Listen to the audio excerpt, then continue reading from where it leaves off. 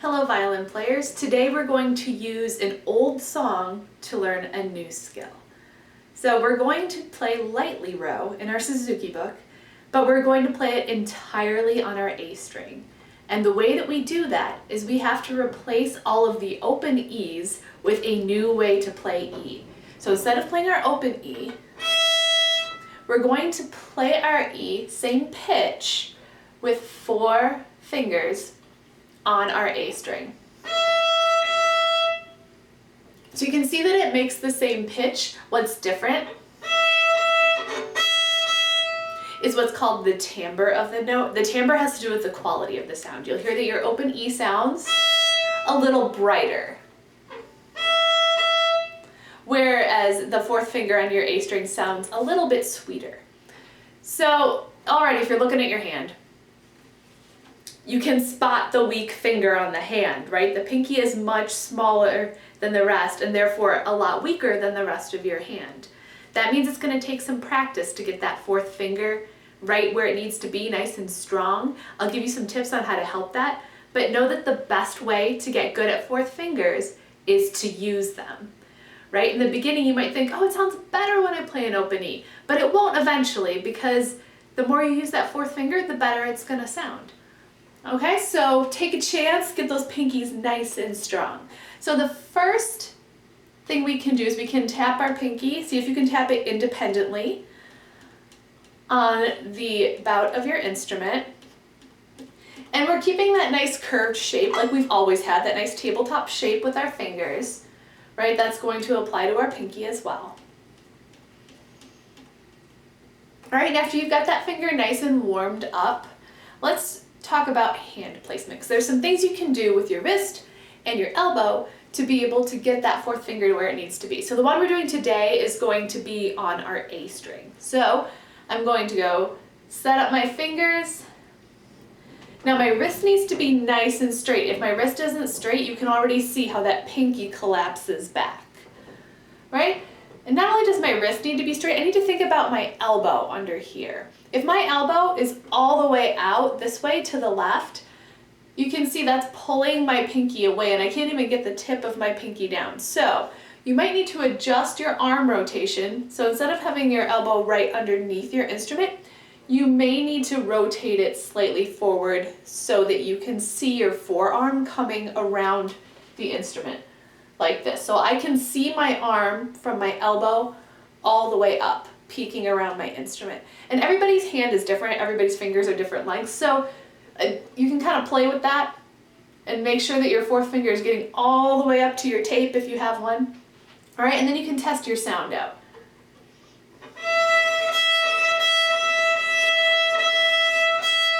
So I can hear that my pitch is really close to my open E, so I know that I've reached it far enough.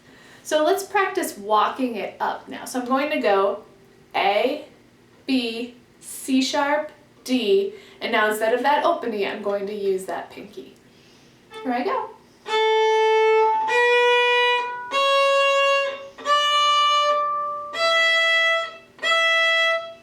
All right, so I've made it all the way up to that 4th finger.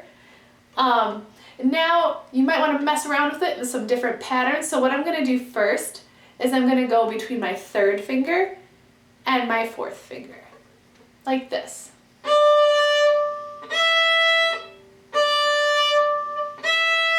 Notice I adjusted my elbow. My first one wasn't quite high enough, so I needed to swing that elbow around.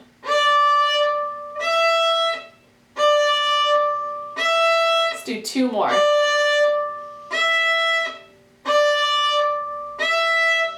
Right, and that's a great warm-up any day, just to get that 4th finger warmed up and to strengthen it. So now I'm going to go from my 2nd finger to my 4th finger, C sharp to E.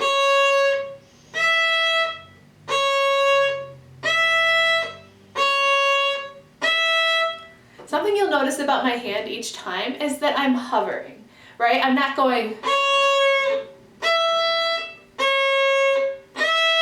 because that's too far for my finger to go. So when I'm picking up that 4th finger, you can even do it without the bow, keep that finger down and see how close you can keep it. If you can make your fingers kind of ninja fingers, kind of sneak in just above that string there. So let's do a couple more 2 to 4s. Try to hover. 2 more. Last one. Okay, now we're gonna go from 1 to 4. This doesn't happen in lightly row, but it is good practice. So we're going from a B to a 4th finger E. Hovering is very important here. This is tempting to go like this, but you're gonna fight that urge. You're gonna keep a good hand position, keep that 4th finger hovering as best you can to train it.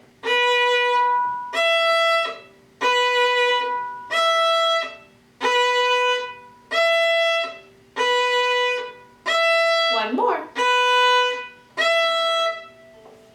Okay, so that's a good warm-up to try that 4th finger from all the different angles. And now let's put it in context with lightly row. So right off the bat, we're starting with a 4th finger because we're replacing that open E. Going from the 4 to the 2 is tricky, but we've already worked it out in the warm-up.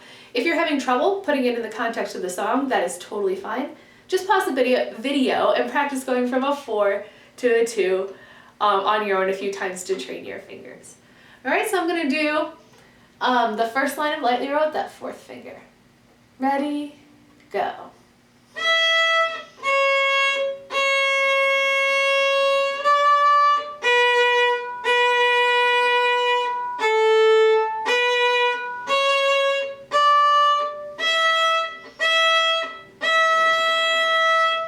So I start and end on a 4th finger.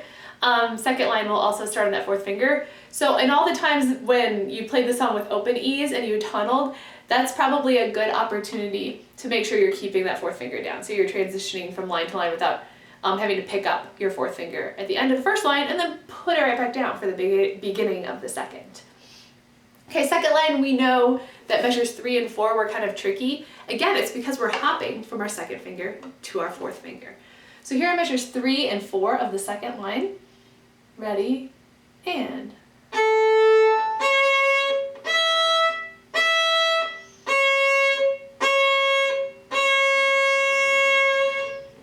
All right, the rest of the song should be review. I'm going to do a playthrough of the song with 4th fingers just so you can check out, make sure that all your rhythms and every time you're using your 4th finger sound the same as mine. You're not sneaking any open E's in there. So here's a full run through of lightly row with 4th fingers.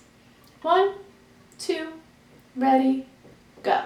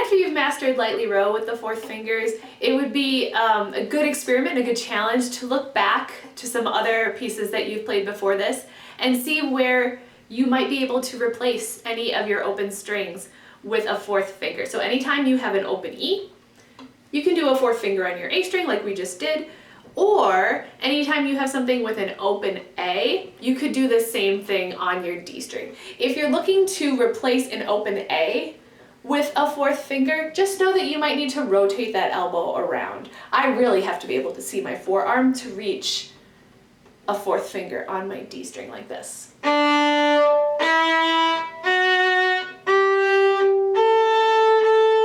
So if you're landing a little shy of those 4th fingers, just check your elbow rotation, check your hand position, and just remember, the more you use your 4th fingers, the stronger and better they're going to get.